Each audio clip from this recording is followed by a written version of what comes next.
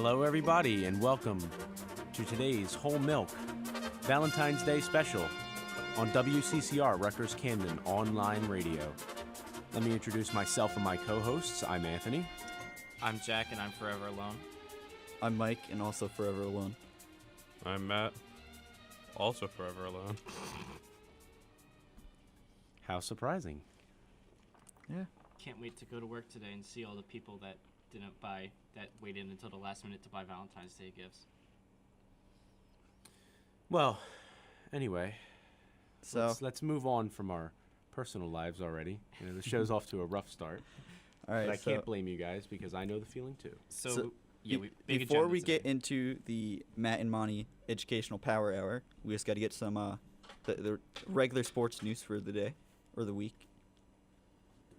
So let's start off in the NFL world. Eagles held their parade on Thursday. I was there. I stood in the same spot for 4 hours, and my feet and hands got very cold, and I thought my feet were freezing off. But it was totally worth it to see them drive by for 15 minutes. It was really crazy. It was a really cool experience. He got the high five. Yeah, I got to high five Jalen Mills. He came up right next to me and high fived me. I saw a bunch of people in the streets. I saw Jason Kelsey in his Mummers outfit. I saw Chris Long in the pimp coat. Overall, it was a very good experience.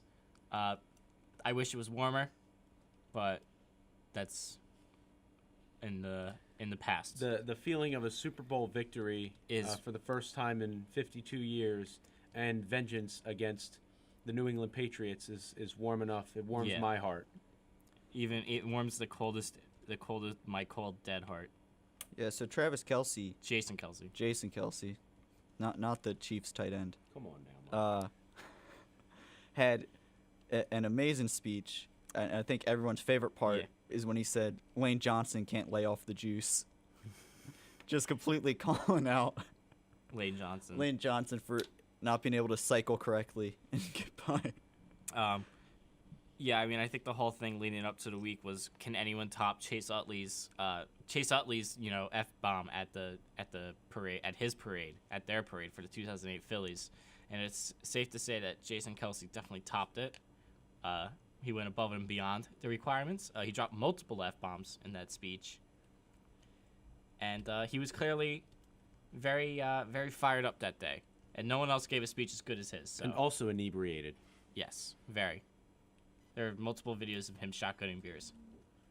Multiple. It's all that. It's the Bud Knight. Oh yeah, he was I forgot he was on one of the buses too. That was weird. I saw some guy dressed up as the Dilly Dilly guy too. I also saw that someone had a sign that said "Glory Foals." I'll let you think about what that sign looked like. There were some holes cut into it.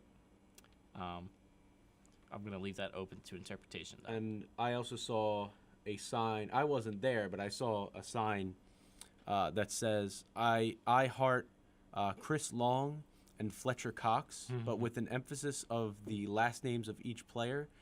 And I'm sure our audience is smart enough to figure out the emphasis on the last names when you combine I heart Chris Long and Fletcher Cox being COX. Yeah. So, some more NFL news. The Colts got their second choice for head coach in Frank Reich, the Eagles' former offensive coordinator. The Eagles also lost their QB coach John DeFilippo to the Vikings who got their offensive coordinator job. So, so they got their head coach now. Yeah, their second choice. Yep. Hopefully it won't affect them too much. It doesn't look like the Eagles really have a replacement lined up for Frank Reich yet. It looks like they're going to split the duties of the game between Deuce Staley, who's the running back coach for the Eagles, and Mike Groh, who's the wide receiver coach, because both of them have done a really good job. And I think instead of risking them upsetting one over the other, they'll just split the duties between them, because I think that'll work out. We'll see how that goes, who calls the plays. It's still Doug Peterson. Doug Peterson calls the plays. It's just I think Frank Reich's main job was game planning, which is the only thing that I'm kind of worried about. But I mean, I believe that they'll be able to fix his absence. I mean, they just won the Super Bowl. They still have one of the best rosters in the league. They should be able to. They should be able to mitigate that loss. So, we'll talk. We'll touch on this next subject a lot more later in March when free agency officially starts. Yeah. But real quick, I just want to talk about some well-known veterans that will be on the market. The Chiefs released Derek Johnson and Tamba Ali. While Tamba Ali might retire, Derek Johnson can still play very well and should definitely get some suitors. And then the Jets is planning to release Muhammad Wilkerson, which continues the trend of the Jets drafting really good defensive linemen and then never keeping them for a second contract, as they traded away Damian Harris and Sheldon Richardson. Yep. So after this, they'll just be left with Don't they have Leonard Williams? Leonard Williams. I don't know if he's good or not, though. Yeah, no, he developed. He was a good pick for him. Okay. Yeah, so the big free agents, obviously on the picture, Kirk Cousins, Brandon Cooks, and Le'Veon Bell. That is Malcolm Butler, not Brandon Cooks. Malcolm Butler will probably get a good deal. He's definitely not going back to the Patriots after the Super Bowl. Yeah. He'll definitely get a good deal on a team. Kirk Cousins is, he's going to be the big piece. The problem is, Garoppolo's extension too. We completely forgot. Yeah, Jimmy Garoppolo is now the highest paid per season quarterback. But only by like $500,000. But right? still, for 6 games. For 6 games on their team and 1.5 or 2.5, I think, with the Patriots. Yeah, big deal for him. It'll be interesting to see if that winds up working out for the 49ers, because those 6 games could have been a fluke. You'll never know. We won't know until next year. And Kirk Cousins is probably going to try to break like $30 million a season now. Yeah. So he'll get a huge deal, and that probably affects the teams that were going to go after him, because I don't think teams like the Vikings don't really have the cap space for him if he wants a deal that big. But I think he would take a pay cut to go somewhere where he can like excel, not just like his game itself, but also like the team itself will play very well, so he can have like a chance at the Super Bowl and stuff like that. Yeah, I think he said as long as he's near the ballpark of Matt Stafford's contract, which was $27 million. So I think he'll definitely be willing to shave off a couple million to go to a team like the Vikings. Jets, Broncos, Vikings, Cardinals, those are the big teams that are going to put in a contract for him. But the crazy thing about the Garoppolo contract is the 49ers still have a lot of cap space to sign free agents and stuff and keep the team. The Broncos are thinking about releasing Emmanuel Sanders, so that he probably wind up going to San Francisco if he gets cut. And that would be a really, really good pickup for Kyle Shanahan's offense and Jimmy Garoppolo's lightning fast release. Yeah, and then also Le'Veon Bell. I know he might just sit out the whole season if he gets franchise tagged again, or just retire because he wants a long-term deal. But the problem is, like, now with the new CBA and everything, is a lot of times teams just draft these young running backs, run them out to death, and then instead of giving them some like long-term huge deal, they'll just let them walk and retire, because by then their legs will be shot and their bodies are just going to give out. I mean, Le'Veon Bell's still very good. He's probably the best running back in the league right now in terms of talent. He just can never stay healthy. It'll be interesting to see what Pittsburgh winds up doing with him, because they have so much cap space tied up in Roethlisberger and Brown already that I don't know if they'd waste a long-term deal on Le'Veon, especially given his health concerns. So I think they might just franchise tag him. The Steelers did just recently restructure Steven Tuitt's and someone else's to open up like $18 million cap space this season. Yeah, so we'll see what they do with Le'Veon. It'll be interesting. Maybe they'll try to front load the contract in the first year a lot, so that way the average per year afterwards is lower. Yeah. Because the talks for a long-term contract are improving. Mm-hmm. Yes, this will all be stuff that we'll get into more detail on as the weeks go on, because it's only the first week of like true NFL offseason. I think at this point, unless something major again happens, we won't be talking about the NFL for a little bit. Yeah. So goodbye for now, NFL. Sweet all right, dreams. So last Thursday was the NBA trade deadline, and what was rumored to be a very quiet trade deadline turned out to be extremely false, as the Cavaliers completely restructured their roster. They traded away 6 players. And they got back how many? They got back 4. So the first trade that went down was the Cavs traded Channing Frye and Isaiah Thomas to the Lakers for Larry Nance and Jordan Clarkson. So right away, one of the pieces of the Kyrie deal Is gone. gone. The team instantly becomes a lot younger with that trade too, as Channing Frye was like 35 and Isaiah Thomas is It's like 29, I think. 29. And Jordan Clarkson and Larry Nance are both under 25. So that gives them a lot of energy. And then the big 3-team trade involving the Cavs, Kings, and the Jazz. The Cavs sent Amon Shumpert and a 2020 second-round pick and $2.1 million to the Kings, and then also sent Jay Crowder and Derrick Rose and a 2024 second-round pick to the Jazz. The Kings sent George Hill to the Cavs, and the Jazz sent Joe Johnson to the Kings and Rodney Hood to the Cavs. Joe Johnson and then Joe Johnson's contract was bought out, And, and he then the signed with Jazz, the Rockets. and the Jazz released Derrick Rose, And he has not signed yet with anybody because but it's rumored to be the Timberwolves. Now, this deal is just crazy. Actually, wait, and then just one more. Oh. Dwayne Wade got sent for a second-round pick back to Miami. I also forgot in the Cavs-Lakers trade, the Cavs traded their first-round pick this year, so they still keep the Brooklyn pick. Yeah, which is their big asset still. Yeah. The only piece left. Wait, is that the only piece left of the Kyrie deal? Pretty much. No. Also, it was either Cedi Osman or Zizic that were also included. Okay. So there's 2 pieces left. Who knew that? Clearly, Jay Crowder and Isaiah Thomas were sleeper agents sent to destroy the Cavs by the Celtics, so someone else could win the East.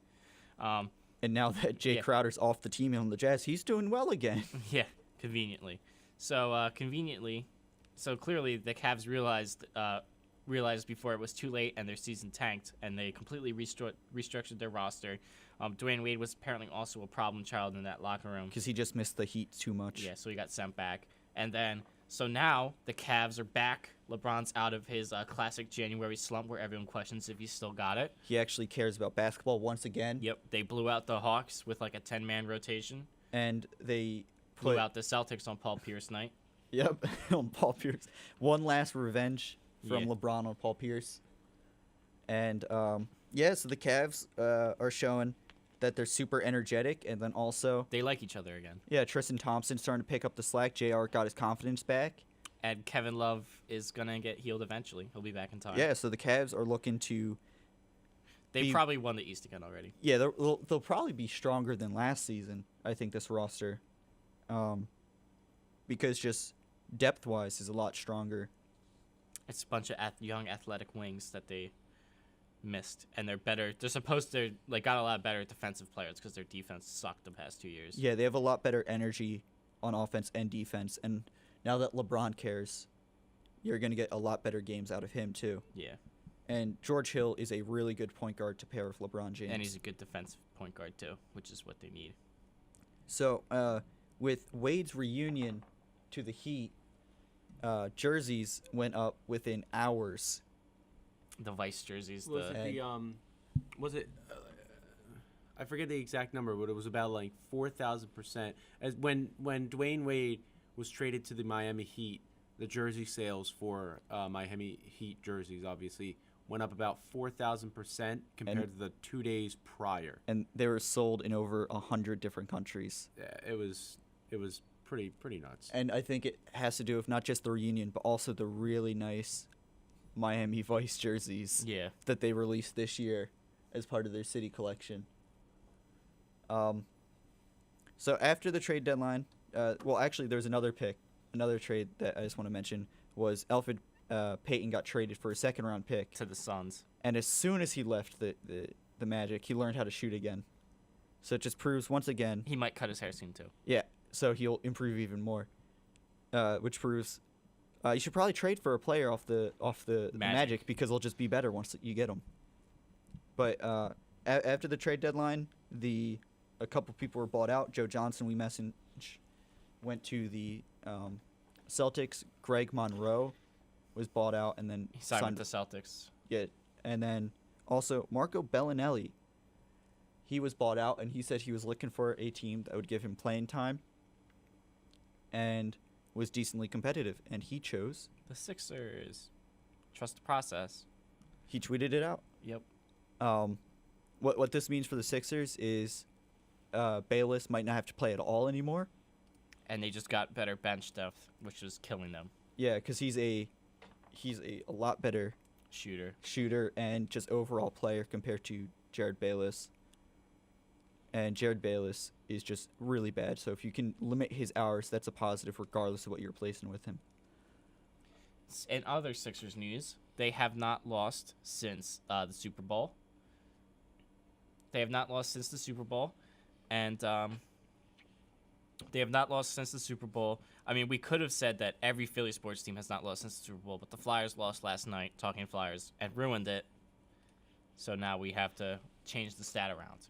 But with that, against the Knicks, our man T.J. McConnell. T.J. McConnell had a dominant performance on Monday night against the Knicks. He actually matched a lot of career highs.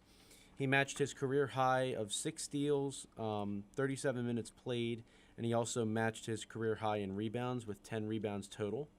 Put up 10 points, 10 rebounds, and 11 assists. And a little fun fact is that he is the first Philadelphia 76er since 63 to score a triple-double off the bench. So this is just another proof that T.J. McConnell is not just a meme. He is actual legitimate player and a great backup point guard. Best bench player, in my opinion. And then another thing that happened during that game that I just want to touch on is that Justin Anderson left that game just after coming back from shin splints, I believe. Mm-hmm. And he left after rolling his ankle off of whose foot? Is that Porzingis? No, because Porzingis is injured. done. I think it was Cantor. Oh, okay. He went to block a shot off of Cantor, and he came down on Cantor's foot, and as a result, he basically mashed his ankle onto the floor and just hopped off on one leg right out of the game. So it's unknown whether he will play tonight in tonight's game against the Heat, and if it's It sucks for Justin Anderson because he was just starting to get back into the groove of playing after being gone for so long in the beginning of the season, only to get injured again. But at least it was only a sprained ankle, and the X-rays were negative, so that's so it wasn't actually like he broke anything. So he should be back in like a week or two, hopefully. You never know with the Sixers medical staff. You never know, but if he can come back and then Bellinelli, I think that spells the end for Bayless playing this season, which is really good for us. So I hope he can come back quickly. I didn't expect him to play against the Heat tonight. And they're playing the Heat tonight, which is a big game for them because they need the tiebreaker. Well, no, we already have the tiebreaker. They need to increase the tiebreaker. Yeah, because again, the win against the Knicks moved the Sixers into the 7th. They've been going on a hot streak, and along with TJ playing really well, another player, Dario Saric, has been shooting amazingly the past 10 or so games, and has improved his shooting percentages every single month. And yeah, he's just playing a lot better. He's shooting his threes of a lot better of an arc instead of like a laser beam. put up 24 points against the Knicks, which was absolutely insane. And I think this type of improvement was almost unseen because I think a lot of people at the start of the season expected Dario to just be the sixth man, but I think he's almost proven himself that he should continue to be a starter. As long as he can continue to keep this level of shooting and maybe improve his defense just a little bit more, I'd be perfectly fine with him being a starting power forward, and then just look to improve our bench. Yeah, our bench and get one more star to take shooting guard or small forward. LeBron James. Paul George, or Klay Thompson, or Kawhi Leonard. Any of them will suffice. Yeah. In other Sixers news, Yeah, Robert Covington has been slumping really hard of shooting the three. he's finally broken up with his 3-point shot. Yeah, so he's just given up on shooting threes, and now just getting all of his points with fast break dunks. Hey, I'm all for it if he feels more confident in this and he's able to still contribute points to the team. Covington shot 2 for 4 in his 3-point shots against the Knicks on Monday nights. That's a better night than recently. Yeah, after starting so hot at the start of the season, shooting like 50%, he's cooled down a lot. But it's good that he's at least trying to find other ways to score for the team and contribute along with his great defense. And we have an update on Fultz Watch as well. So the Philly Voice released an article, I want to say like Tuesday. It was, I suggest anyone who's listening to go read it because it's a quality read. A lot of interesting tidbits in there. It's written by Kyle Neubeck. So now we have an actual timeline of when the injury probably happened and what caused it. And, well, not what caused it, but we have a better timeline of all of the events. So starting back in June, pre-draft, Markelle Fultz, with his personal trainer, decided to change his shot in order to quicken the release and to slightly move the set point more to his right. And along with that, he worked on it over the entire course of the summer. Then in Summer League, after he got injured, he was away for the team for a little bit. And then come September, his shot is completely different. And it's completely janked. And Markelle Fultz has like zero confidence in this new shooting style. And then here is around the time he gets mysteriously injured. And then that in combination with his lack of confidence in his shot is what caused it to fall apart so much. Yeah. So now I don't know. It's the situation makes no sense. It's still really confusing. I mean, like, Brian Colangelo had a press conference last Friday where he said either Fultz is going to be back in the next couple of days or he's not going to come back at all. So I think he's just going to wind up missing the whole season anyway. I think it's too late at this point for it to expect anything to be salvaged. I mean, his range apparently does not extend beyond the paint. I don't know, like, it's just really confusing how someone who was shooting so well prior to his, like, month break before preseason started. Yeah, and Colangelo, who, if you remember, was hired so he'd be more transparent to the media as opposed to Sam Hinkie, is becoming less transparent. Is becoming way worse, and is only digging himself in a hole more with the responses he gave about Markelle Fultz. And now it's rumored that Markelle Fultz is using VR to fix his shot. To try to improve his shot, just like Case Keenum used VR to improve his decision making. Yeah. I don't know how that's going to help, but I don't know either because he's not going to be physically holding a basketball. Well, he could be. I don't know why anyone has realized why no one has realized up to this point that maybe the Sixers just need a better medical staff overall. Well, they did get a new director, but they need to replace the actual trainer. Yeah, the actual team and trainers, because ever since I saw the Markelle Fultz when he was working out, and I forget exactly what workout it was, but he was doing it incredibly wrong, and the trainer did not correct him at all. That should not be happening with a professional team that pumps millions of dollars. You should not have a trainer that allows Markelle Fultz to have such bad form when lifting weights. So the Sixers should definitely just almost clear house. And just shut him down. Just shut Fultz down, too. Well, you can't officially do that because I think that'll kill his confidence, but you just got to be like Ben Simmons where it's like there's always there's a chance. And then just kind of just stop talking about him and don't make stupid answers. Because you even have J.J. Redick shouting at the media like, yo, it's kind of creepy how much you just watch him shoot. Yeah. They're trying to keep him away from the media now because his shot is so ugly. And, well, it's way, way better than it was in September. But, yeah, he can't shoot far away at all. Well, you say that, but then he hit a full court shot backwards, so we really don't know what's going on. Yeah. Yeah, because it's definitely part of it. I think it's mostly a confidence issue at this point because sometimes he'll like drill something and then other times he just whiffs.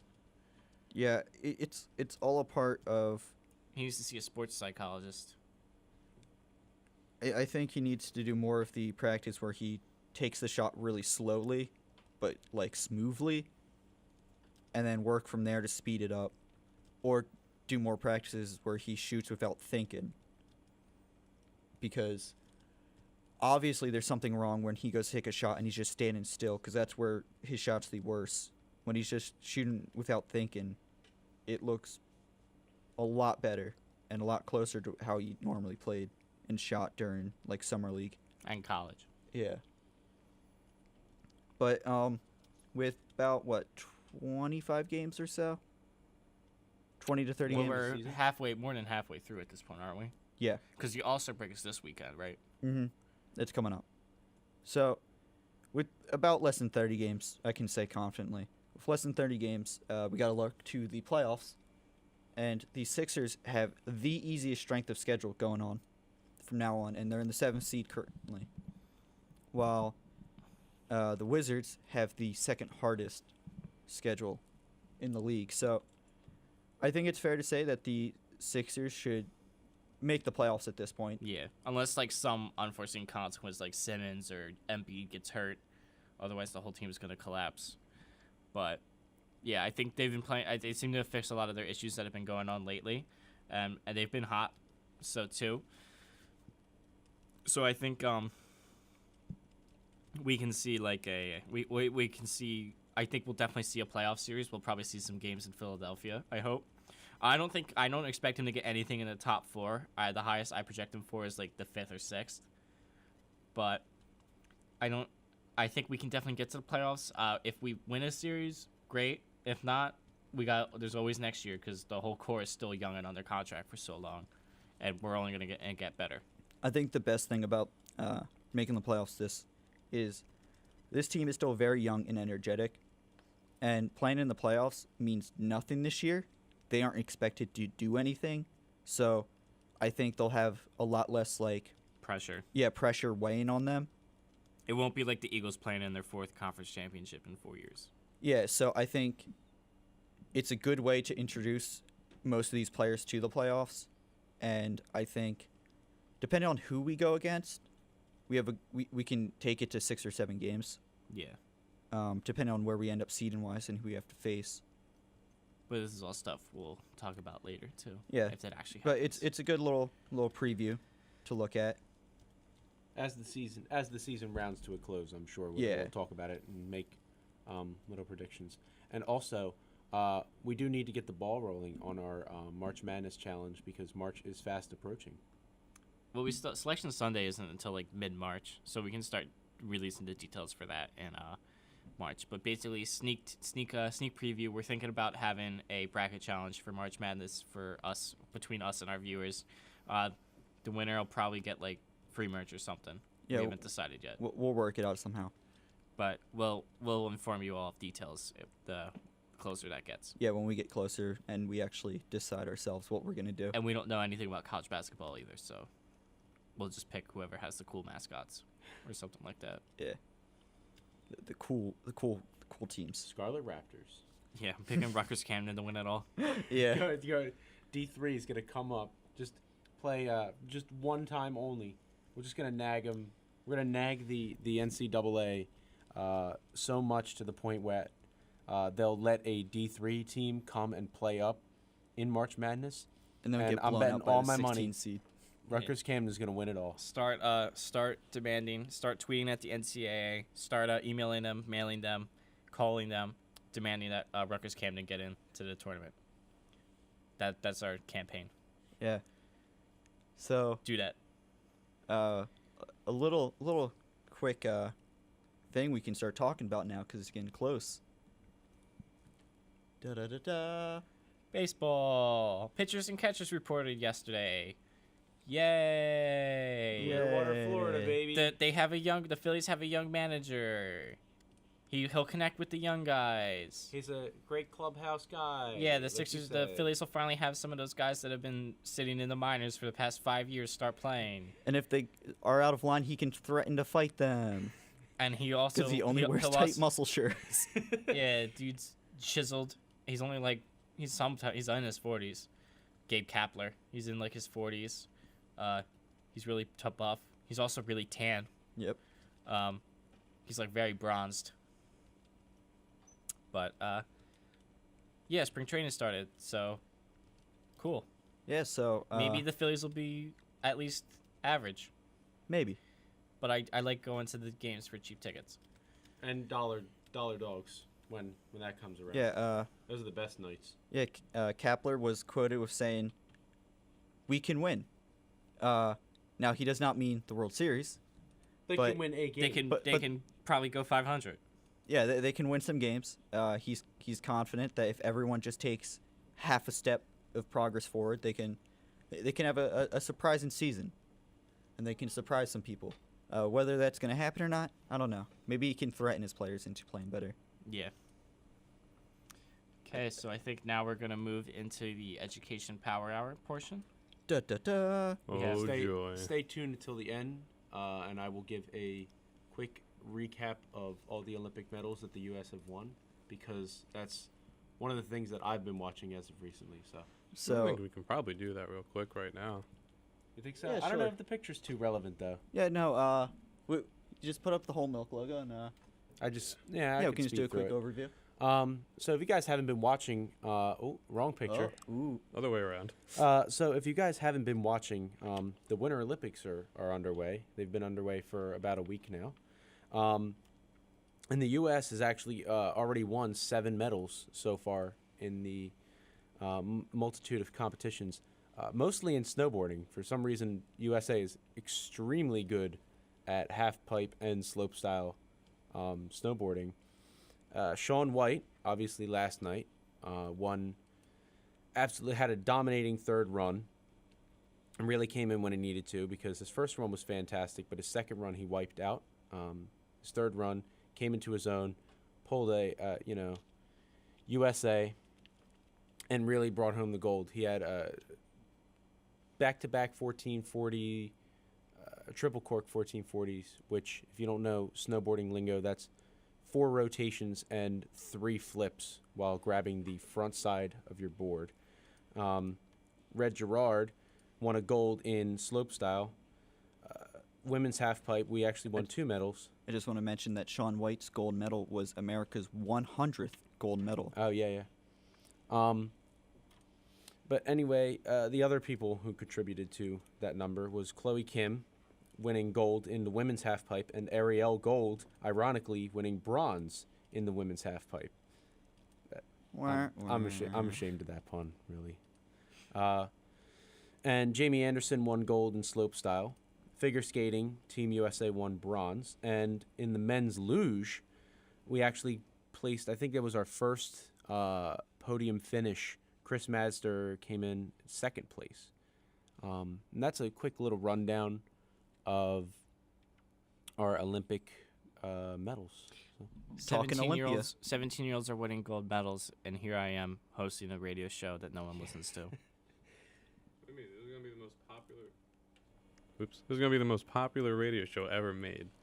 I say as I talk to myself because I turned down the mic. Yeah, we still got 3 years to turn this around. Monty, you can when you're in graduate school, you can come back here. Yeah. And do it all by yourself. All right. Time to move into some education power hour. I'm not sure how this is quite going to work, because I kind of wanted to do sports history, but I think Mike just wants to do sports concepts. We're gonna free ball this. Ball. So yeah, the first is baseball. As you can see on the screen, those are the positions, America's pastime. and those are also the numbers related to said positions. Actually, wait, isn't shortstop supposed to be 5 and third base supposed to be 6? I don't know. I actually don't even know the numbers for positions. All right, so actually, wait, no, that makes more sense, I guess. But yeah, so those are the numbers relating to baseball. They play 162 games in a season, and there's 9 innings. It's Do I- really long, do I have and they to don't. take- And wait. Here's my favorite part about baseball: they play 162 games, and they don't play every team in the league I don't know how you schedule that out to make it because not work that way. baseball's old, and Yeah. the people don't want to change the game for the sake of the pastime. Yes, sake of the game. Yeah, for the sake of the game. Do I The have to take unwritten notes, rules. or Well, we are gonna Well, quiz I at mean, the end. you better have a good visual memory. Yeah, If you don't, yeah. you So better be a good auditory learner. One thing that's different about baseball compared to other American sports is there's no cap at all. And they use a bat to hit a ball. There's no cap at all. You can spend as much as you want for your teams, which is how big market teams can always stay relevant. Yeah. Teams like the Dodgers, Yankees, Red Sox. How many games in a season again? 162. 162. That's a handful. Yeah. There's 9 positions. Yep. If you're in the American League, because there's 2 different leagues, the National League and the American League, for some reason, there's still rule differences between the 2 leagues. So in the American League, there's a designated hitter who bats for the pitcher. And in the National League, The pitchers have to hit. the pitchers have to hit, so they usually just bunt. Yeah, because why would you ever want your pitcher to actually try to swing Yep. and potentially just like tear their shoulder? There's 30 teams in baseball. 30 teams in baseball. How many divisions? There's 8, right? Because there's just northeast, southwest for each side. West, East, South. Oh wait, no, there's also central, isn't there? Yeah, I don't think there is a South. Oh man, we should. I didn't think about the specific divisions. I was just thinking of I conferences. want to say it's just East, West, Central, and North. But some other. We can talk about some baseball news recently. You know, when the Cubs won, last time they won, the Ottoman Empire was still around. Yeah, it's just in the AL, it's just Central, East, and West. Okay. It's just East, West, and Central. That's the divisions in baseball. Okay, so there's 8 divisions. no, which- there's 3. There's 6 total divisions. Oh, okay, yeah, 6 total. but there's divisions. 3 for each league. Yeah, and that's a little bit different compared to other ones where it's usually 4 because there's usually just north, south, east, and west. If you want to mention some baseball history right now, Jack. Yeah, so the Cubs, so the Astros are the most recent winners of the World Series. They beat the Dodgers in 7 games. According to many, one of the best World Series of all time. The year before that, though, the Cubs ended the longest title drought in any sport. It was 116 years since they last won, and then they beat the Indians in 7, who blew a 3-1 lead. Yeah. So I can't really think of anything else about baseball that's worth mentioning. There's no salary cap, so they can spend whatever they want. Managers wear a uniform. They don't just wear team gear. They actually wear like an actual baseball jersey. Because way back in the day, they used to play, but that's not a thing anymore. I guess one thing to mention is pitchers typically don't play an entire game. There's relief pitchers that come in, Yeah, there's a whole nice big bullpen where and then there's just also chill. closing pitchers to secure wins. They're usually the best pitchers in the league, but they don't play for a full game because then they won't be as effective. So Yeah, I guess that's just the basis. that's Oh baseball. well. Also, the first 4 in the batting order. Typically, your first 2 have the highest on base percentages and are also faster to steal bases. Also, sabermetrics, big thing in baseball. Yeah, advanced stats because they play 162 games. There's plenty of them. And then your third overall batter's usually probably the best with just getting best contact percentage. And then your fourth For hitter is your RBIs. cleanup hitter, Yeah, so they have the best slugging percentage. so they hit the home runs. And then after that, then it kind of gets free balled, but that's the main The 9th slot is usually pitchers. pitchers. And then in the American League, the DH is usually the 4th slot in a lot of teams. If he's really DH good. being designated hitter. Yes. Okay.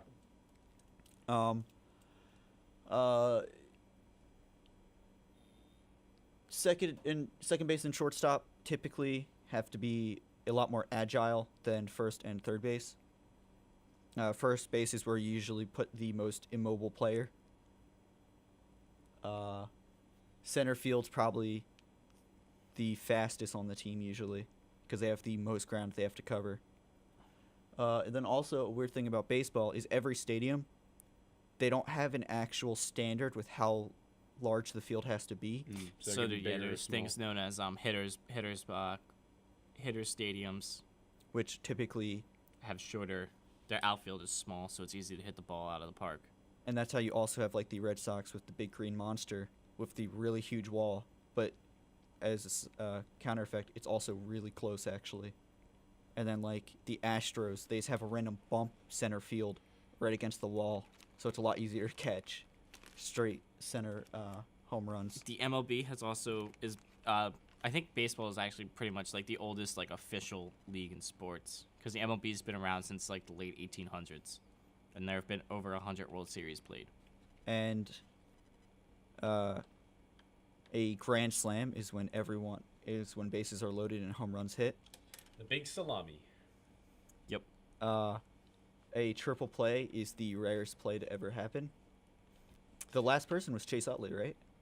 No, there was actually there's usually like one or two a season sometimes, but they don't. Oh no, not a triple play. I mean an unassisted triple play. Yeah. I believe Chase Utley was the Chase last Utley one, right? did one, but I think there was one recently, but I Okay. can't remember. The way an unassisted triple play happens is the person on first has to be stealing. There has to be someone on second base. So either the shortstop or second baseman catches a line drive, lands on second base, and then tags out the runner running from first to second. That's the only way, I believe, an unassisted triple play can happen, unless for some reason you have your third base and second stealing home. That doesn't really make sense. So typically only shortstops and center and second baseman can get it, and it's extremely rare. I could do that. Yeah. Easy. So there's also two important pitching concepts to remember: no hitters and perfect games. A no hitter is when the team records no hits. A perfect game is when nobody reaches a base the entire game. So in a no hitter, you can have walks or you can have like errors, but in a perfect game, no one can ever touch base. You face 27 batters. That's it. Yeah. Who threw a perfect game on the Phillies? Roy Halladay. Roy Halladay? Mm-hmm. And then Cole Hamels is throwing a no-hitter. The Phillies had a combined no-hitter 2 or 3 years ago. That was also for Roy Halladay, right? No, that was the combined no-hitter was like Hamels, Papelbon, Hamels, Giles, and a couple relievers. Okay. But then Roy Halladay pitched. There's only been 2 or 3 no-hitters in the playoffs, and Roy Halladay is one of them. Yeah, And he was the most recent. a perfect question. Oh, go ahead. I'm sorry. perfect game is also one of the rarest occurrences to happen. I want in to say sports. there's only been 21. Yeah, there aren't many. So ask your question. So my question to you is that do you guys know the former voice, now past, but the former voice of the Philadelphia Phillies, the radio announcer? Harry Callis. Okay. All right, just checking. I didn't know if Mike knew that. The only thing, I figured the you only would know thing that. Philadelphia had to rally around for years was Harry Callis's final call of the World Series. Um, That was my dad's ringtone for my grandfather for a little while. one last thing for baseball is seventh inning. There's the seventh inning stretch because baseball takes forever to play, so they give time to allow everyone to get up and just stretch and move around a little bit because there's still 3 more. And especially because innings to baseball's go. played in the summer, so some games can be really hot, and sitting down in a plastic seat for 2 or 3 hours is really really hard. Yeah, recently baseball's been trying to speed that up by having a timer for how quick teams have to switch, but no umpire ever seems to enforce that rule, and they just let the timer hit 0 like all the time. So games still take like 8 years to play. Solid. Yep. All right, I'm tired of talking about baseball. All right, let's switch. Because to, baseball's actually my least favorite of the 4 major sports. let's switch to basketball. So T-ball. this is the one that's probably in-game concepts probably the quickest, but the out of concepts probably the longest. So there's 5 positions: your point guard, shooting guard, small forward, power forward, and center, and those are the numbers associated with them. So if you see saying someone should be slotted in at like the 3, 2, 4, whatever, that's what it means, that position. There's usually only like basketball has the smallest roster of any of the major sports. There's usually only like 12 men that dress for a game. Sometimes lacrosse will keep like 15, but they won't dress 3. There's 15 that can be active, and then you can have 2 people on 2-way contracts. And a 2-way contract is they could play in the G League Which or is in the or in NBA games without having to be like called up and dropped. They can just switch interchangeably whenever. Yeah, which is the basketball version of the minor leagues, the G League. Oh, The- we forgot about that about baseball. Yeah, but There's- minor leagues in baseball are really complicated because there's like independent leagues. There's like There's- 3 levels. There's official, Club A, Double A, and Triple A. single, and then they have like fall leagues for rookies. It's really baseball minor leagues are super complicated. They have a huge farm system. Yeah. Because you That's- can play till you're really old in baseball. But in basketball, there's the G League, originally called the D League, but then Gatorade sponsored it and changed it to a G. So not every team has a G League team though. Not yet, but they're looking to enforce that every team has one. So the Sixers have one. They're called the Delaware 87ers. Yep. There's Little B tried out for them. Man, I wish he made him. So that I'd watch. Yeah, so while there's 5 starters, there's also the position called the 6-man. They play starter-esque minutes, but they just aren't there to start. So they are typically also really good, but just not enough to crack the starting lineup. Yeah, they might be like a position that someone's a lot better than. They might like it might Yeah, be then like if they're stacked at a position. it's like Lou Williams plays shooting guard, but James Harden also plays shooting guard, so Lou Williams is the 6th man. Yeah, for when he was on the Rockets, and then even though he's on the Clippers and he's still really good, they just have him play the 6-man. So the 6-man can help a lot with your bench. They can help gain huge advantages, and they can also help with transition when you pulled your starters off. Yes. So what else? They play 82 games. 82 games. Each there's 4 quarters. Each quarter is 12 minutes. 4 quarters. Each quarter's 12 minutes. There's like how many timeouts per game? That's because that's really Is complicated. it like 6? I think it's 6 for this. I think it's like you get 6 for the first half, and then I think depending on how many you use, you get some back at the second half.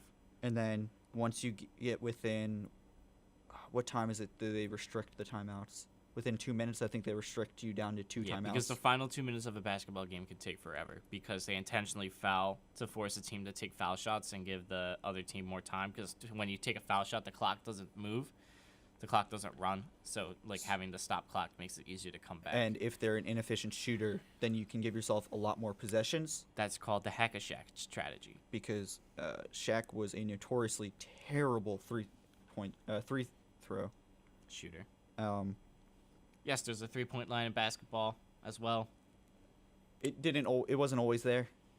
They invented it, took it away, and then brought it back. Yep. There's a lot of basketball has a pretty deep history. There's a lot of like really really good players, especially during the 80s. And the 90s. Yep. There is a drought in the mid 2000s, but now we're back into a extremely talent filled league, where a lot of the top players will all end up in the Hall of Fame. Yep. Um, James. Yeah, like LeBron James, James Harden, Joel Chris Embiid. Paul. Chris uh, Paul. Half the Warriors roster. Yeah, Steph Curry, Draymond, Clay. Dwight They might Howard, not be Hall of Famers, but they're gonna Vince be. Carter. Yeah, Vince Carter, Yeah, just like a really talented. Anthony Davis, DeMarcus Cousins. There's a ton. Each team, most teams in the league have like a very recognizable face, besides like the Grizzlies. They got Gasol. Yeah, but like he's not someone you think to when you think NBA superstar. Yeah, same with like the Magic. Most teams have a star player, and right now a lot of teams, like any team that's like really competitive in playoffs, has a Hall of Fame player or a future Hall of Fame player. Yeah, and then the Lakers have the most titles in basketball. I want to say with 18 or 17. The Celtics are the next closest with they're only one behind the Lakers. Yeah, because they won, what was it, 6 straight with Russell? Well, I think, yeah, in like the 50s, which Yeah. was a really long time ago. But they won like 6 straight. Yeah, Bill Russell has like 17 total championships. It's Yeah, insane. It's insane. They went on a crazy run. Yeah, and then like Phil Jackson also has like he has one with the Knicks. He has the 2 3-peats with the Bulls, and then he has the 1 3-peat with the Lakers. And then, Jesus, he has a lot of rings too. Yeah. And this is another sport where the coaches have to wear a suit. Yeah, they got to dress real nice, real cute. and Real handsome. and they stand up the entire game And they yell. and they yell And they call plays. and they call plays. There's a to in order to prevent like real tanking, they have a thing called the draft lottery, where every non-playoff team has a % chance to get the Top number pick. 1 overall pick, and it increases the worse your team is.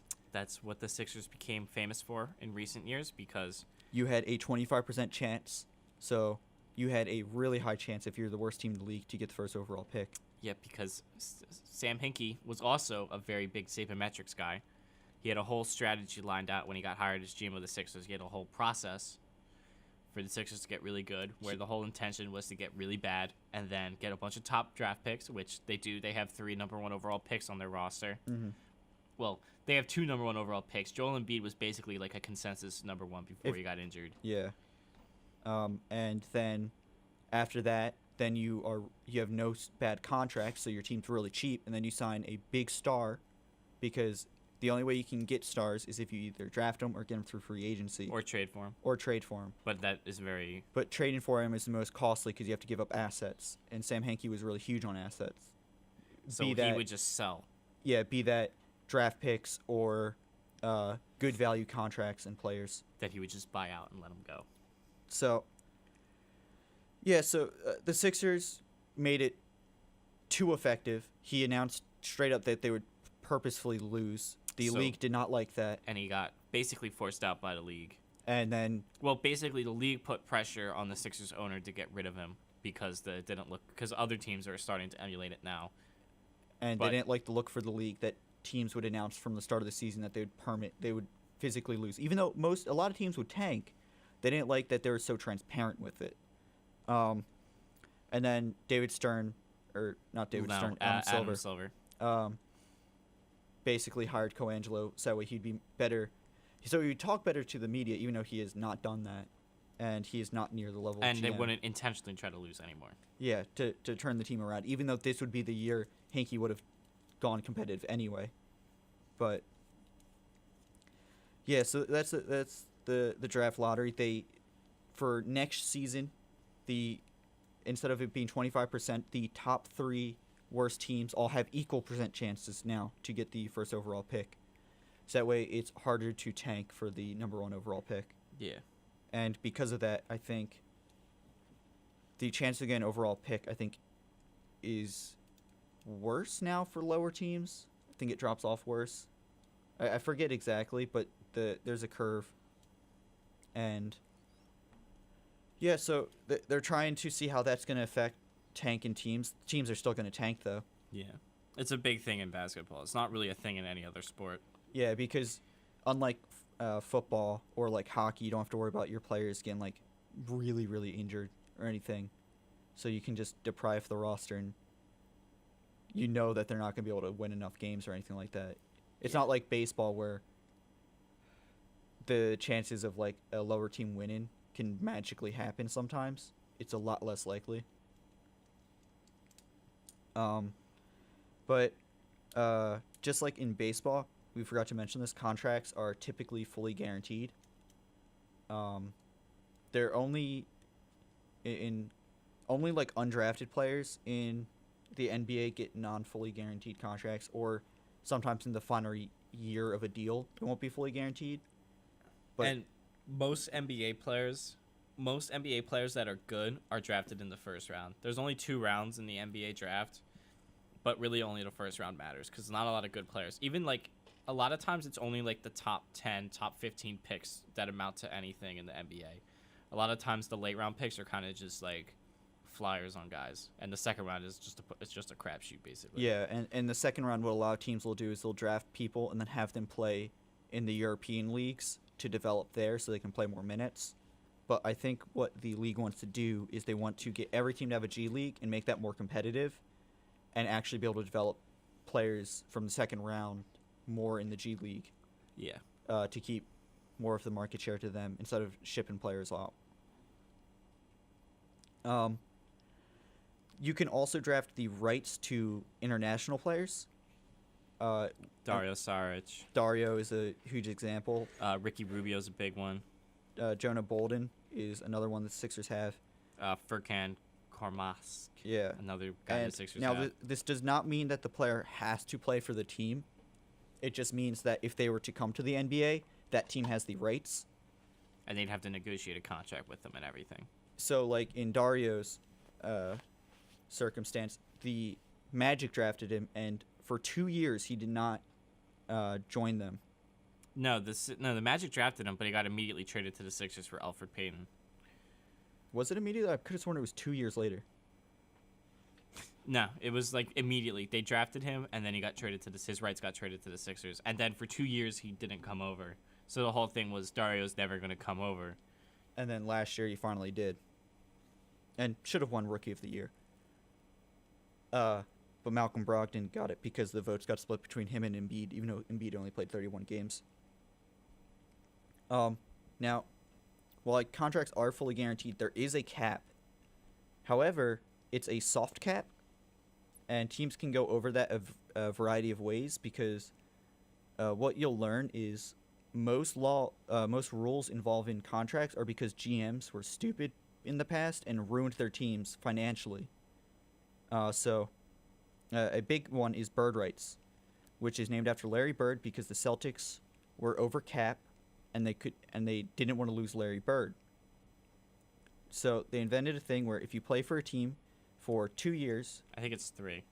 well, it's 3 years for full bird rights, but 2 years for semi-bird rights.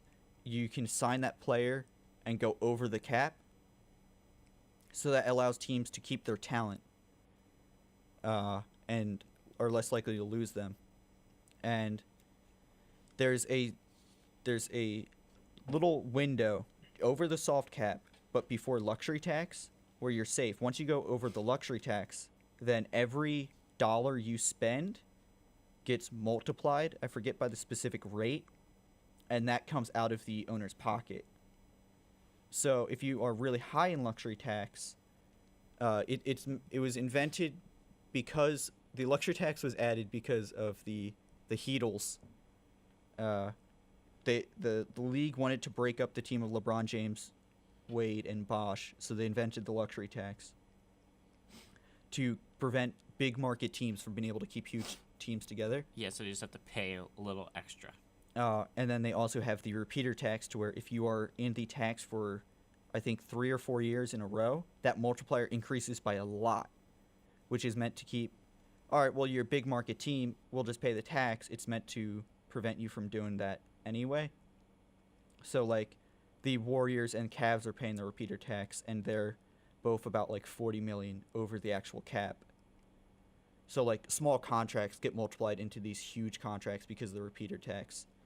But what's actually shown to happen is small market teams can't afford to pay the tax, so they have to trade away their players and assets. They have a very tight window of success. So it's actually really hard for small market teams to actually stay competitive because of the addition of the luxury tax, and it actually favors big market teams instead of favoring small market teams, because a lot of the league is in the luxury tax every season because of the way the NBA is. And there is a limit to how much you can pay your players. There's the max, which is roughly 30% in that range of the current cap of that year. And just recently added was a super max. So the rules for that is the team that drafted you, you've had to play for them for 8 years, so you'd be going into your third contract, and you'd had to have gotten either an all-star appearance or all-pro. And this super contract allows you to pay the player 40%. And while very few teams are actually eligible, or players are actually eligible for that, it's meant for the future to also help these small market teams keep really huge star players after Kevin Durant left the Thunder to go for the Warriors. Because they couldn't give him enough. Yeah, Kevin Durant took a little bit less, I think. Yeah, Kevin Durant shouldn't have should have taken the max, but it's to help smaller teams. So the only max or super contract I believe that has been signed is Steph Curry. So he'll be paid $40 million a year now. He's gonna be the highest paid player next year.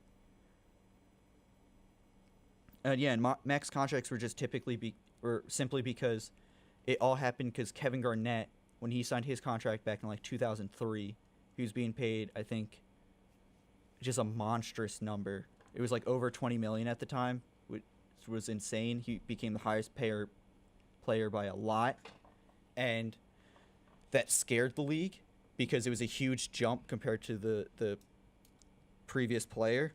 So they introduced max contracts to protect teams from paying way too much for players.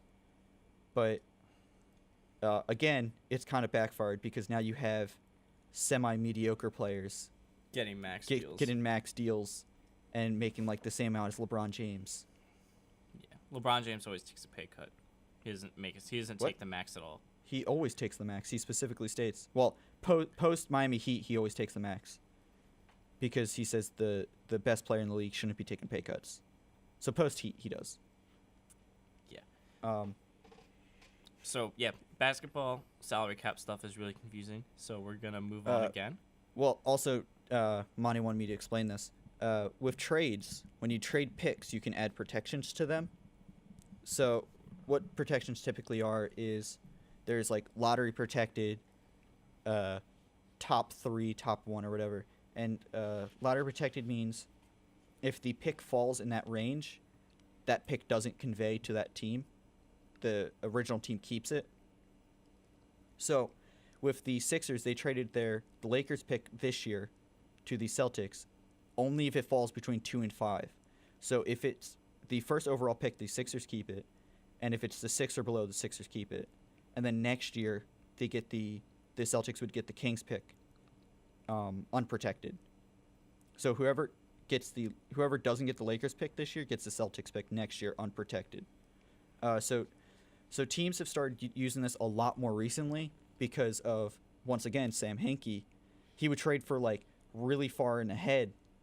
And when he traded for this Lakers pick currently, He traded for it like 4 years ago. back when Kobe was still on the team. But Sam Hinkie traded for this knowing that Kobe was about to retire and that team would fall apart after he retired. And he was correct, as most people could tell. But so a lot of teams are just putting protections now for like top 3 when they make trades, even if they're a really good team, just in case.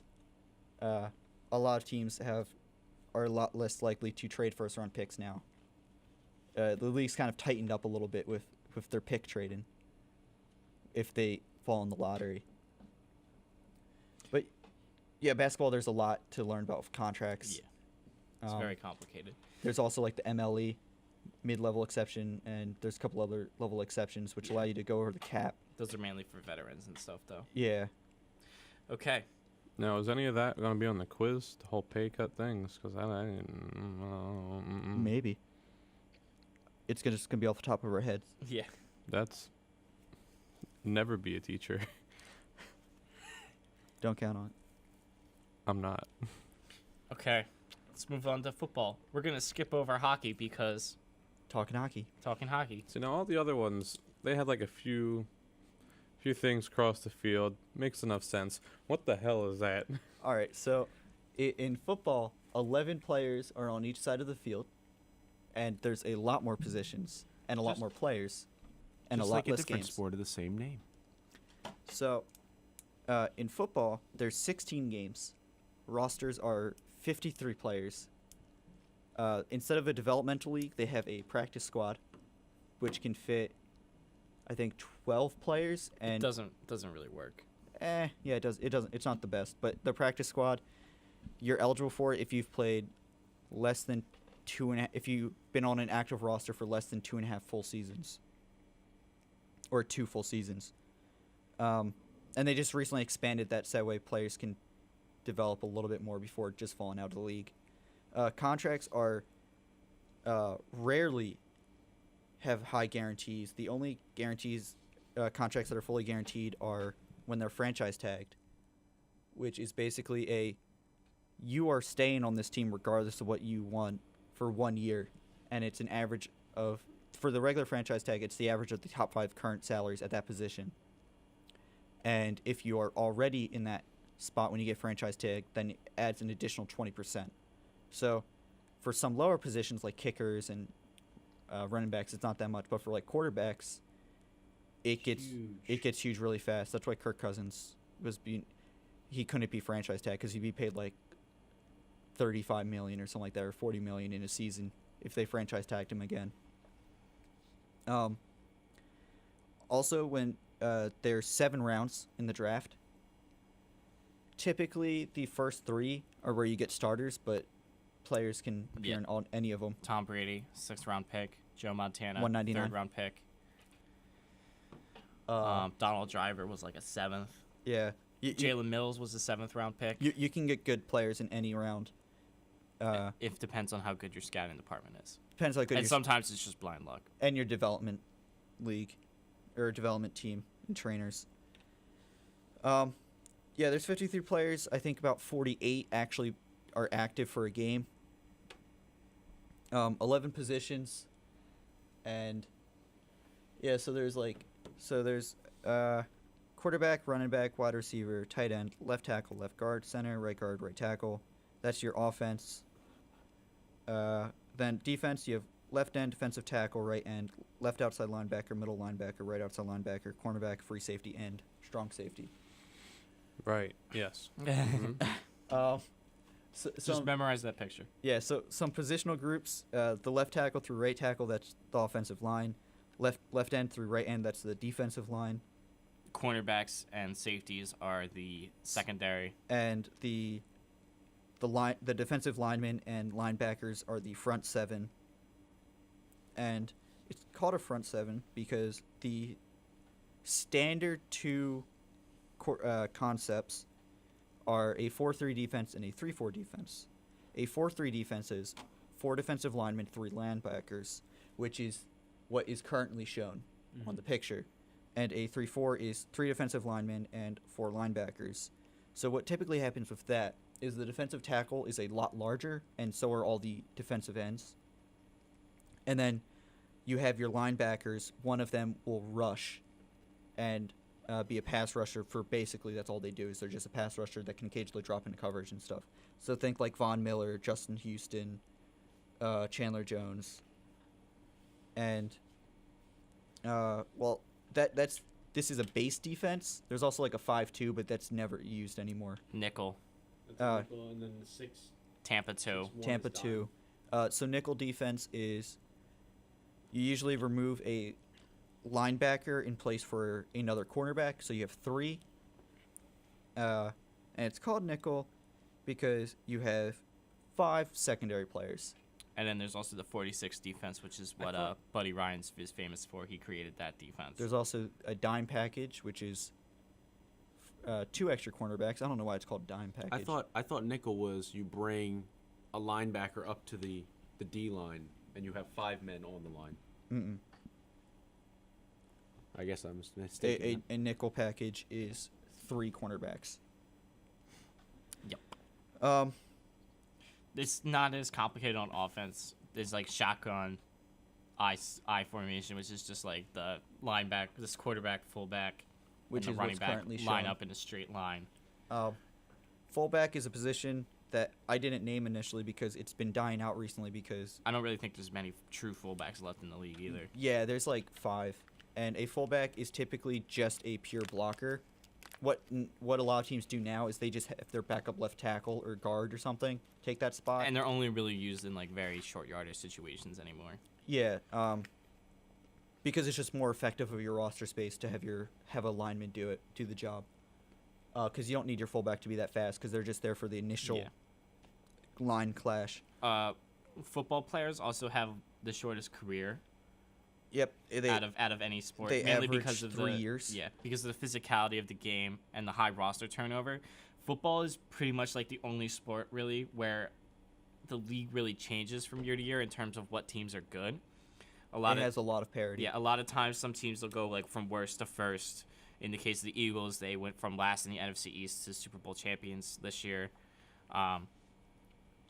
The Patriots were a really bad team for years. And then for the past 18 years, they've been a dynasty. There hasn't been a lot of parity in the AFC, which is like where the Patriots, Ravens, Steelers, Broncos all play. Colts. Because like in every Super Bowl since what, like 2000? Since 2001, it's either been Tom Brady, Peyton Manning, Ben Roethlisberger, or Joe Flacco. Joe Flacco was once. Joe Flacco's once. Ben Roethlisberger's been like 3 times. So Peyton the rest Manning are just was, split between Peyton Manning and. Yeah, Peyton Manning was 4 times.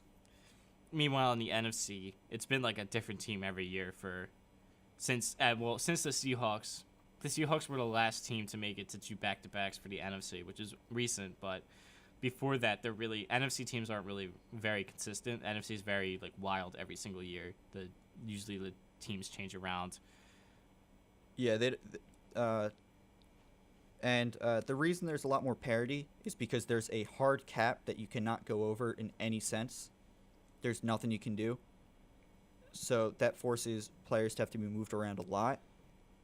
And yeah, so it's really hard to keep a good team together because after your rookie contract runs up, then you can get a really huge deal. Now, what they added in the new CBA was initially when a rookie would be signed, They get a certain deal. they would discuss the terms of their deal. So you could become the highest paid player without playing a single snap. In the Sam Bradford, Jamarcus Russell. I think Joe Thomas became the highest paid tackle without playing a snap. And what would happen is your player would bust, and now you have this huge contract you can't get rid of. So in the new CBA, all of them are standard, just like in other sports. And now for first-round picks, there's the option to extend them to a 5th year, which is which I think is like almost double what their average is before the first 4 years, and that allows teams to keep a star player without having to pay them for 5 years. And then if you franchise tag them, you have them for 6 years before they actually get a huge payday. So teams, so this is all recent stuff to try to help smaller teams build up without losing players. The trend. Well, I mean, this has been a trend in the NFL, but like recently, a lot of teams overpay for a quarterback because there's so many. It's such an important. It's so hard to position. find a good one that they spend money they waste like a lot of their cap space on the really good ones. And that's a problem with a lot of teams is they overspend on the quarterbacks and then they can't fill out the rest of their roster. So then a lot of times it's just the problem with the Seahawks is the Seahawks have so much money tied up in Russell Wilson and the Legion of Boom that they can't afford to give Russell Wilson the skill positions he needs to succeed. And also his offensive line is failing him every year since they can't afford to really pay anybody else, any quality players, a lot of money. Yeah, and this is part of the parity aspect where you get good players at certain positions that are really impactful, but then you can't pay other players, and it's a lot harder. So typically what happens specifically for like the NFC is most of the quarterbacks are on rookie contracts, and then once you have to fully pay the player, then the team starts to get a lot less talented. The reason the Patriots are able to get around this is because Tom Brady is like at this point I think like the 13th highest paid quarterback, because he has some weird cap shenanigans going on with that team. The Patriots find a way to get around so he doesn't have to get paid as much. He has weird ways to where he still actually gets paid a lot of money, but cap-wise it doesn't show up that much. Contracts aren't fully guaranteed in the NFL. There's a certain amount that's guaranteed. Some can be earned. There's a certain amount guaranteed, and then some of it can be earned through a bonus. But usually players don't make whatever their full details of their contract are. They usually only make the guaranteed portion. Yeah, so you'll see a contract be signed and it would be like this huge number. Usually a lot of that they don't actually make because there'll be things like roster bonuses, which could be in the millions of dollars in the final years of their deal that they never see because they get cut beforehand or they don't meet certain requirements like a certain amount of yardage in a season or something like that. So contracts, while they look really huge, typically are never, they almost never get paid that full amount. So before we continue, Jack has to leave. Yep. Because this was a longer episode and he has to go to work. So I got a working man Got him putting bread on the table, supporting his family. Yes, so Monty's gonna slide in, get his now first. I finally have my own microphone. Let me which just is- mute that is a real quick. Miracle. Yeah. So other things about contracts in the NFL, yeah, in contracts in the NFL, there's also a transition tag, which means other teams can offer a contract, and then if the team has the option of either matching that contract or letting the player go, but the team gets compensation back in the form of a pick depending on what level of transition tag. So an example of this is Emmanuel Sanders when he was on the Steelers. They put the transition tag on him, and they had the option of matching the Patriots contract they gave him, or giving out, or Emmanuel Sanders would go to the Patriots, and the Patriots would trade them a third-round pick. They decided to keep Emmanuel Sanders. They kept him for only a season, and then, yeah, he went to the Broncos. But yeah, so contract-wise, it's not as crazy as the NBA. It's a lot more standard in that way. Mm-hmm. You rarely see really long deals signed. The crazy one is like Tyron Smith, left tackle for the Colts, signed like or not the Colts, the Cowboys signed like a 10-year deal, which is just insane. And he's only in like year 3. But yeah, contracts are typically like shorter. They get paid depending on the position. Not as well as basketball or baseball, which players get paid a lot more. I mean, I would figure since the roster is a lot smaller. And they only play 16 games. Mm-hmm. Football, a lot more injuries. A recent development is running backs. It's more mandatory that they can be able to catch well, too. Mm-hmm. And teams, due to rule changes, the quarterback has become even more important compared to previous years because it's a lot easier to pass because of the rules. So that's why tight ends have also evolved to become more catch and focused and less blocking. Someone who breaks this mold is Rob Gronkowski, who's great at both, which is why he's the best tight end in the league and of all time, because he can do both just really, really well.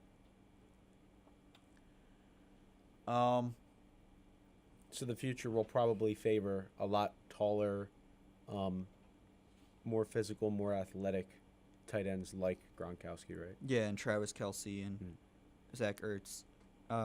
The league is starting to hit a point where players are getting so big and fast that their tendons can't handle it. So you get a lot of these huge players like J.J. Watt, who their bodies just can't keep up a full season of games anymore because they'll just tear something. And just tape it back together. Yeah, maybe. Yeah, you just got to get that kinetic tape. Mm-hmm. Yeah. They just hold their entire body together.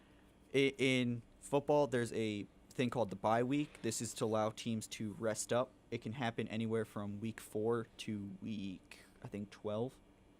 If you get a week 4 bye, your team's almost guaranteed to not make playoffs because it's so useless to have it that early on in the season. So grueling for the be constantly playing. Yeah, every because then single game. after week 4, then you have like 13 straight weeks of playing games, Mhm. and then if you make the playoffs, you Then have you even have to- more. Like, yeah. The bye week should either be farther back, or they should have 2 and make it 18-week season.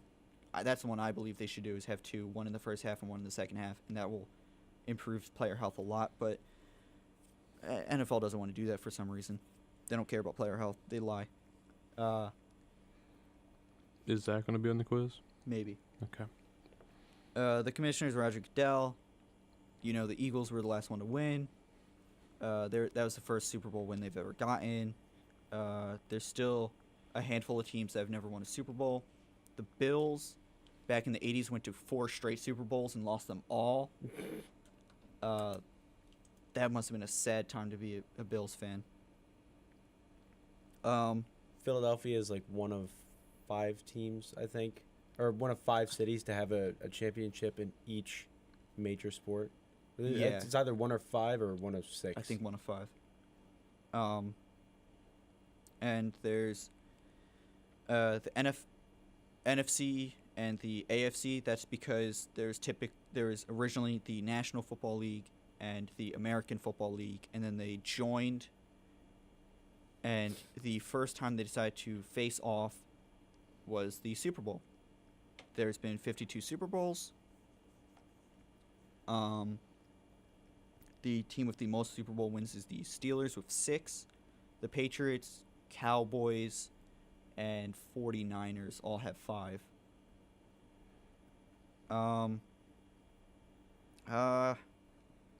There's a lot more specific stuff I could go into, but I can't really think of a way to articulate it best.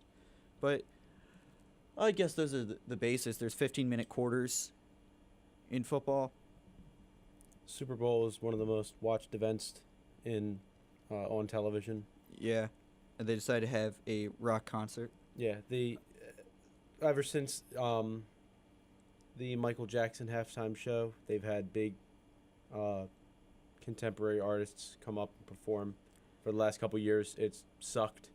I think it was either the first or second overall Super Bowl. They just the halftime show was a guy with a jetpack, and he just flew across the field. That was it. That sounds good to me. That was the entire halftime show. He just flew across the field. Yeah, football's evolved. It's become a lot more pass oriented. So linebackers are becoming a lot leaner and faster. And that's happened at most position groups where there's become leaner and faster. And now you have guys that are like 300 pounds that can run sub 5 second 40-yard dashes, which is just scary. A difference to basketball is with basketball, the draft happens and then free agency. In football, free agency happens and then the draft. Mm-hmm. Yeah, it's I think that's all. I think we can move to the quiz portion. Yeah, we're pretty good. So, you want to turn on the thing? I'll just do it. I mean, I don't want to. All right, so got some sounds hooked up. So if they're I don't incorrect, want you'll hear this, and if they are correct, you'll hear easy enough. You're not gonna hear a whole lot of the latter. Yeah, so man, I got to think of questions. Okay, so both Matt and Monte will be quizzed, and if they pass, they get the prize of Staying on the show. staying on the show. Now, I vote not to have any points or strikes if we fail this quiz majority vote. All right. So, first thing I'm gonna do is get rid of Monty's notes. No, Yeah. no. You can't. No, you can't get rid of my cheat sheet. Yep. Can't cheat. This is college. Okay. What do you mean we can't cheat? And this is coming from the guy So who was allowed to write an entire full-page cheat sheet in like micro text. don't bring this up. Matt, put your phone away. No. So, all right, then I'll give you like 10 seconds. So, the first thing I'm gonna ask is, in baseball, how many games are in a season? Is that for either one of us to answer? Yes. 126. 162. Matt, Monty, you're incorrect. Good job, Matt. I didn't even have my phone on. Are you proud of me, Dad? Maybe. Now, if you ask Well, I think basketball, I it's didn't write because- that one down. I think it's because I said the number, but just in the wrong order. And then he was like, oh, well, if it's not 126, that sounds right enough. 162. Well, maybe you should have gotten it right the first Well, time. maybe you should give me my cheat sheet back. Nope. I'm gonna eat it. Okay. Go for it. Eat it Um, right now. It's a strike if you don't. You're lying on stream. Oh, really? I'll turn the camera on. Oh. We'll put you up on camera. All right. So. I don't hear any paper crunching. How many different positions are there in baseball? On the field, specifically. 9. Yeah. There we go. Got the sound effect to work. There you go. There's 9. What is what's numbered 1 for baseball? The pitcher. There we go. All right. The point guard. So at this point, Matt, I'm gonna ask you to switch off the images of the boards. You know, I'm gonna disagree with that. Switch it to the whole milk. No, I like it better like this. Oh, really? Yeah, because I get to see. Listen, Matt, I've been carrying, so I'm sorry, who got the first question wrong? I'm sorry. Who answered the last two questions? Switch. No, there's too many positions of football to take that one off. Leave me alone. All right. How many total men are allowed on the field? How many total men are on the field during a play of football? 11. Oh, come on, mate. Incorrect. Wait, what? You need to be more specific. For a single team? I said how many men are on the field for a play. 22. 22. Good job, Matt. I'm gonna. That kill was you. lame. You That was lame. You should have listened. Should have listened. Well, like a single play, like. Technically, then technically there's 2 plays going on. No. The defense is making a play, and the offense is also making a play. So there's No. technically 2 plays going on at once. That is incorrect. I don't see you eating the cheat sheet still. What else? Notes. Oh, so you get to look at your cheat sheet, but we don't? Let me Yeah. take that away from No. you. I'm sorry, you're going to have to eat that one, too. I hope you're hungry, Mike. You got a big meal ahead of you. How many minutes are in a quarter in basketball? 12. Slow down. You're making me look bad because I'm a slow. Because I'm a slow. I am running on an hour and a half of sleep. Mm. You can sue me. What are the name of the 2 conferences in football? Foot and ball. I'm going to need the full names. Oh, the full names? Oh, I don't remember the full names. The American Football Conference is the AFC, and the National Football Conference is the NFC. Correct. Gosh. Matt, you're falling behind. I'm not keeping track, but I can tell you're falling behind. I mean, I've known most of them. I didn't know that one. I'm not even going to lie. I didn't know what that was.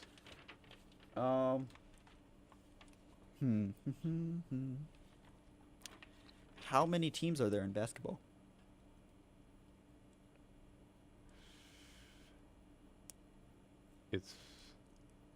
I want to say it's in the 50s. That's wrong. That's like way wrong. That's way wrong. That is way wrong. If a team had, that'd be 1 per state.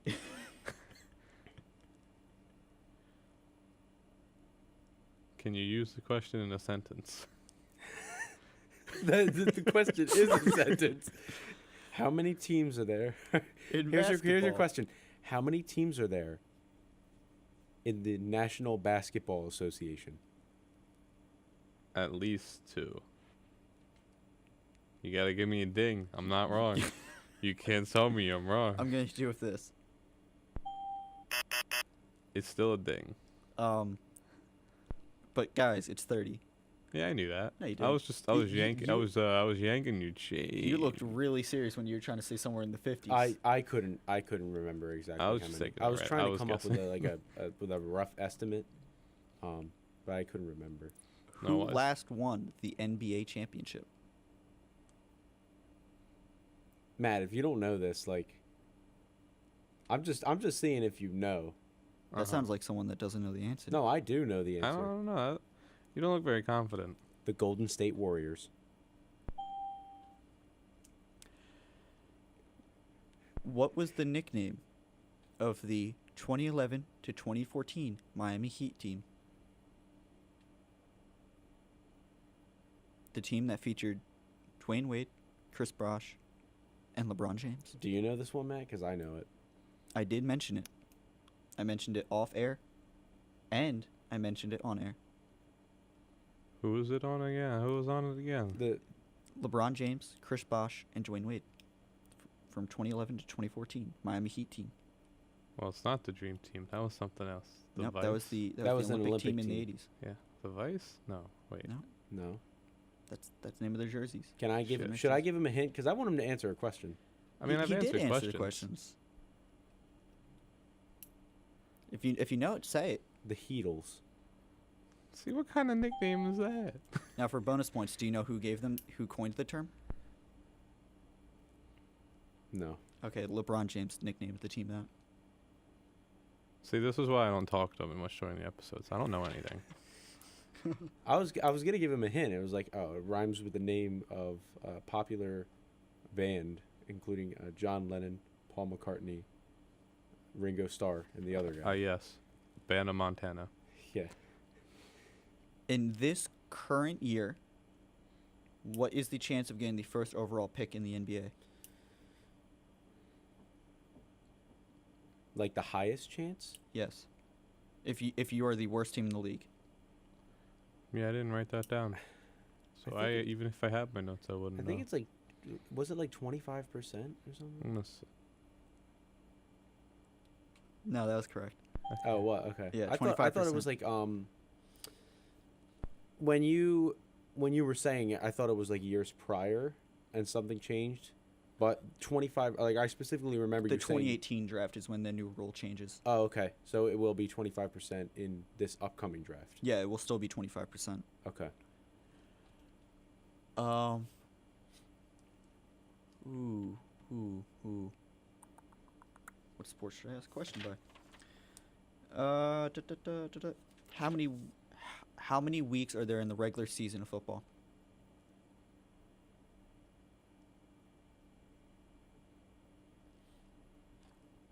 Including playoffs or I said regular season. okay, so regular season. I'm going to say 19. 20. No, You're getting no. farther away. 18. So 16. no. Damn it.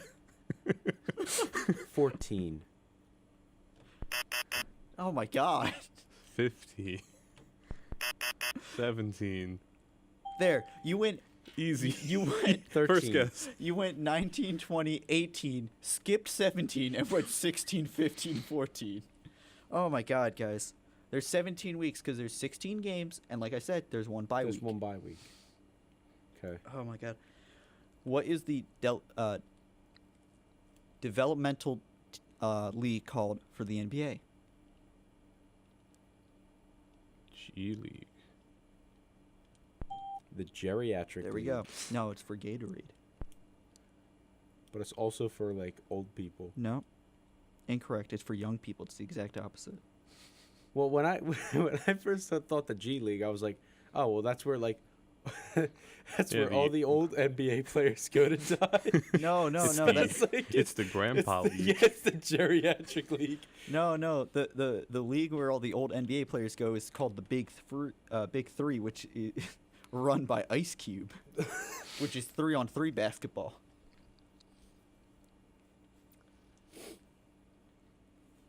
What is the number 5 position in basketball?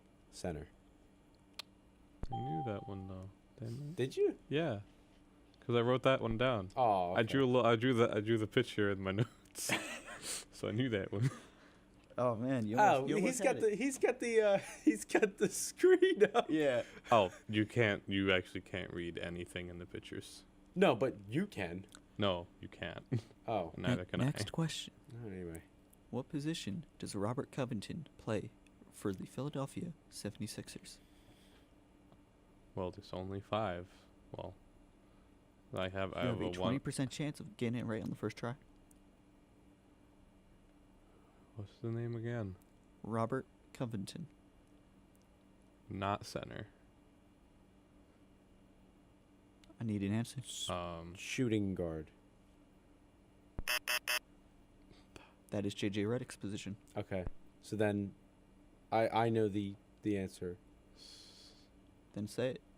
Small forward.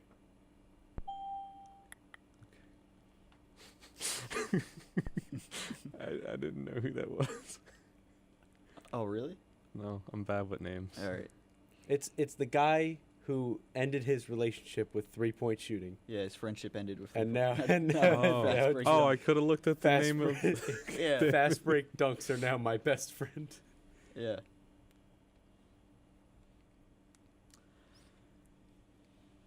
So I think this would be the last few questions because we got to start wrapping up soon. Yeah. Unless you want to keep going over. I mean, No. it doesn't matter. to me. I'm finding this more difficult than I thought because I Same. want to ask questions, but I did not. But I know I didn't talk about them. Should have talked about them then. So ready? So here's my question to you. Okay. I said this during the radio show. Mm-hmm. Who was the voice of the Philadelphia Phillies? It was Henry something. I forgot it. No, I don't. I won't be able to get it. Just hit me. Hit me if that's incorrect. Yeah. Do you have another guess? No. No. I mean, His name you was cut- you Harry left us Callis. floundering. Harry. I was thinking Henry. Harry Callis. Okay. It was you were kind of close. All right. Who? What's the name of the new manager of the Phillies? The Bronze God. I don't know. Got anything, Matt? No. The answer was Gabe Kapler. All I remember from that conversation was you guys saying he was bronzed and he wears like tight muscle shirts. Yes.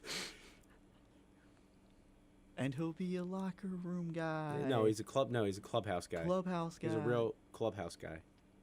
Yeah.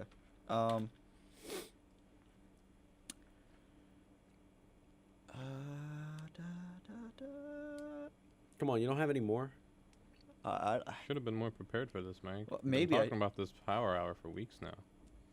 yeah. Now, see, how you feel right now is usually how I feel every week because I only know seldom about sports.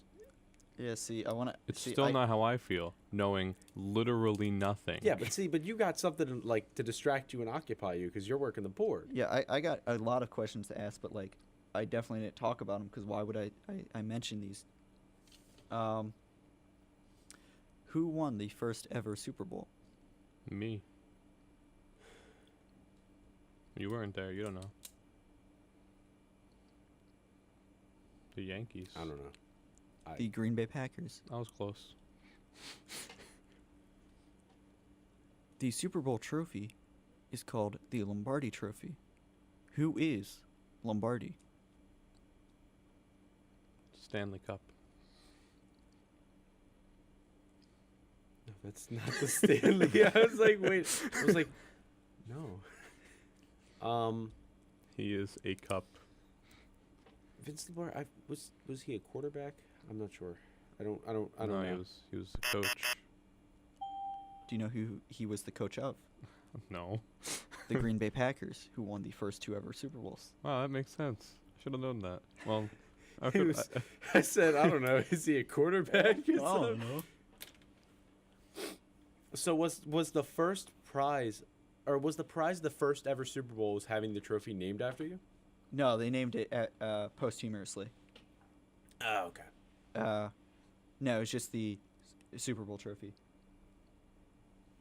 I'd like to imagine, like, before it was named the Lombardi Trophy, there was no trophy. You just got, like, a slap on the back, way to go, champ.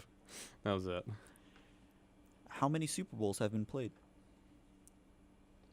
Come on, Matt. You got to know this. 52. Congratulations. Yay.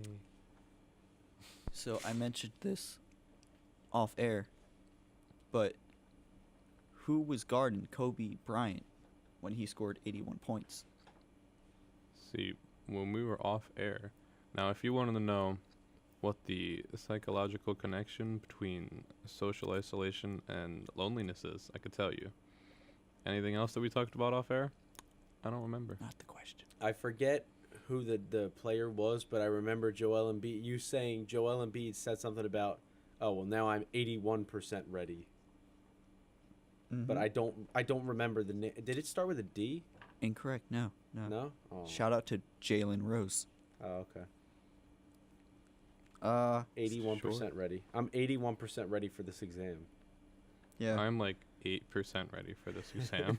Oof. I've answered like 5 questions correctly. You were starting off hot and then you fell off, Matt. What happened? I blame the 7-Eleven coffee. Sounds Sure. like the Minnesota Vikings in the NFC Championship game. When you go over the cap in the NBA, what do you have to pay? Luxury Luxury tax. tax. Hey, something you both got. And if you consistently go over the luxury tax for 3 or 4 years, you have to pay a repeater's tax.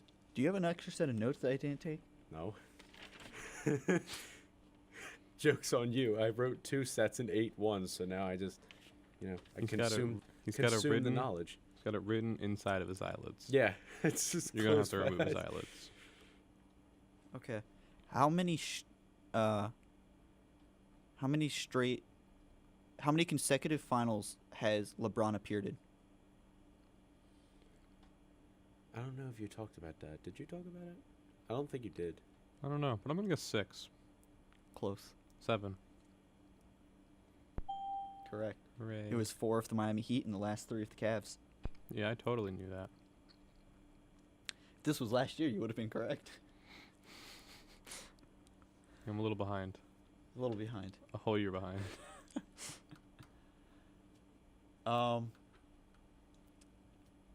Who is the snake that joined the Warriors last offseason? Oh, we talked about that.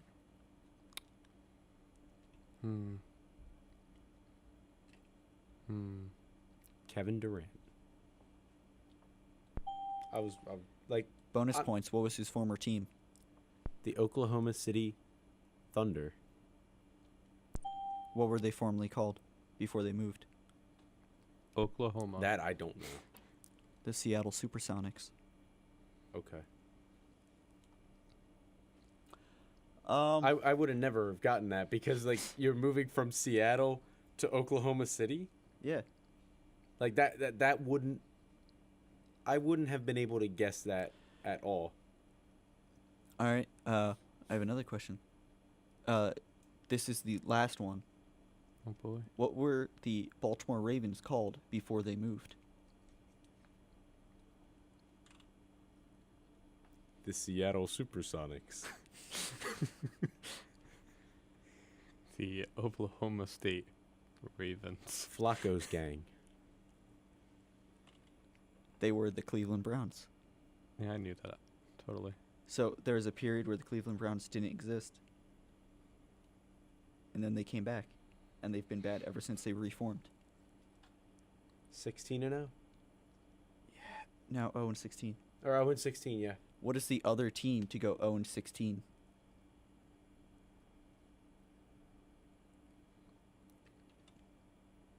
I don't know. The Delaware 89ers.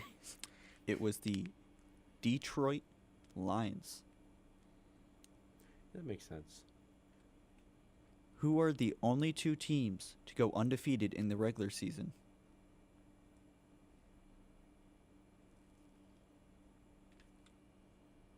Like ever? Mm-hmm. For football. Well, I feel like one's the Patriots. Am I right or no? Okay, and then the other one. Green Bay Packers. No, the other one. Is it AFC or NFC? AFC. So both are AFC. Mhm. So then the Steelers. No, really.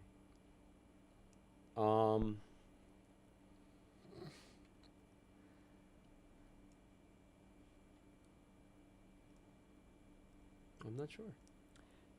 The Miami Dolphins. What and when? Back when they only had 14 games in a season. They're oh, the well. They're the only team to go fully undefeated and win the Super Bowl. And when did the Patriots do it? 2007. Okay. But they lost to the Giants in the Super Bowl. Every year, that Miami Dolphins Super Bowl team, they throw a party when the last team loses. Every year. So, yeah, I think we can conclude today's episode. That's what happens when you go over the time limit. You lose your ability to speak. Yeah, this was a long episode for us. This was over an hour and 40 minutes. This was a lot of good content. Maybe in the future we'll look to do more stuff like this, get more different concepts and stuff. What? As the games evolve, so will we. I'm sure of that. Yep. Is there any other things we have to announce? Any other special shows do we have coming up yet? Go Team USA. Does I'll not look like probably it. as the Olympics come to a close towards the end of the month, I'll give a full recap about some highlights. Maybe I'll try to put together a little highlight thing for the show. March 7th will be the big Eagles free agency overlook a week before free agency happens. So I guess we can start advertising that. So March 7th, mark it down if you want to learn about how the Eagles can manage to maintain their roster and how competitive they will be next season. Follow us on Twitter at Whole Milk Chat. Like us on Facebook at Whole Milk Chat. I know you saw that Instagram ad and you didn't like it. You should fix that next time it comes up. How many days? If we have enough money in the budget to have Yeah, it pop up we again. probably don't. I mean, it was a free $10 that they just gave us. $30. It was But $30. so we advertised a little bit. Yeah, all right. Probably never advertise again. Yeah, maybe unless they give us another more free money. But yeah, just follow us. Tell your friends. Listen to it live next time. Subscribe to our YouTube channel. I'm Whole still milk. single. So am I. So is Jack. Yep. Monty's not. Please insult him. Yeah. So I think just being me, I insult myself already enough. yeah. So I hope you enjoyed listening to us on Valentine's Day. Well, we'll see you next week. Yeah. We'll see you next week.